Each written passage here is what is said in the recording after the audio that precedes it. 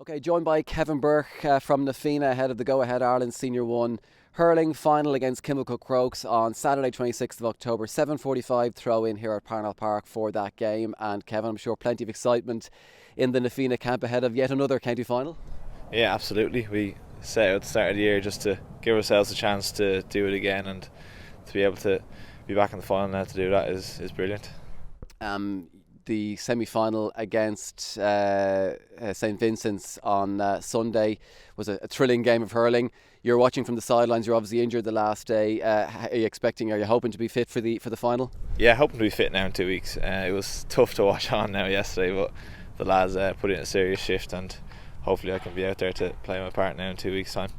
A brilliant game of hurling. I think everyone watching on, maybe not from if you're sitting in the stand and wanting to be involved, but everyone else watching on was enthralled by the game of how brilliant it was. How do you assess your season overall? Because it was a really tough group you were in, as I mentioned. I think you had Kilmacud Crokes and Lucan in your group, and obviously it went down to the very last moments here, the Lucan Sarsfield's game, but you finished I think third in the group, went through obviously facing Bowden in the quarter final, which is a brilliant game as well, and then the Vincent's game.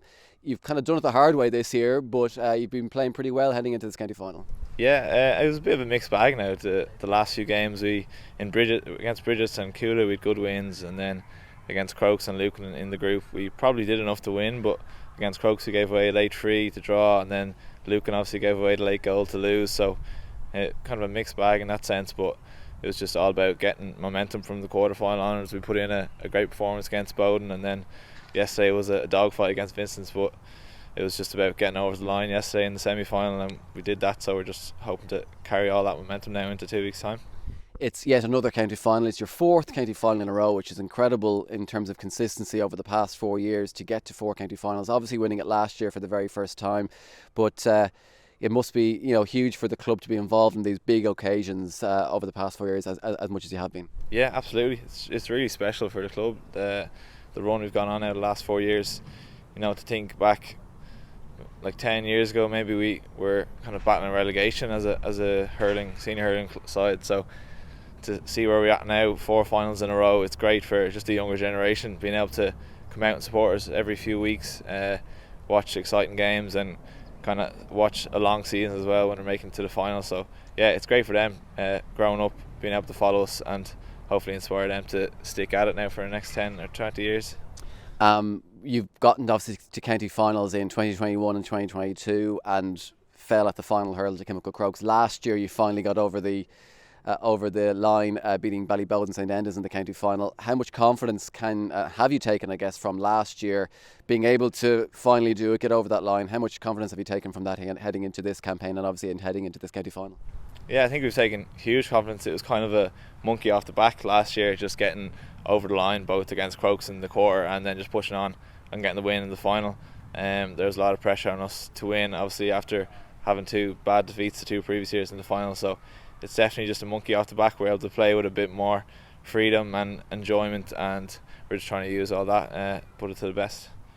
It's Kilmacud Crokes in the county final, your old enemy. You know them so well. I mentioned the county finals over the past couple of years. Last year's quarter final, a brilliant game of hurling which went right down to the wire. The group game earlier on this year, which was an incredible game of hurling as well, and that was a draw.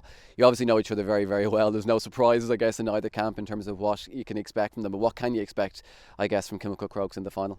Yeah, we nearly know each other inside out now at this stage over the last 3-4 years.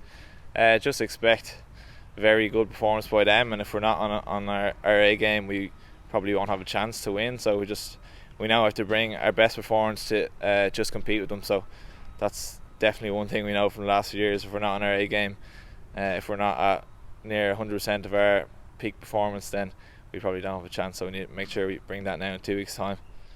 Finally, we've seen big support from the Fianna over the last over the season, over the last number of years in particular. You're obviously not too far away, only across the road or over the road really a small bit.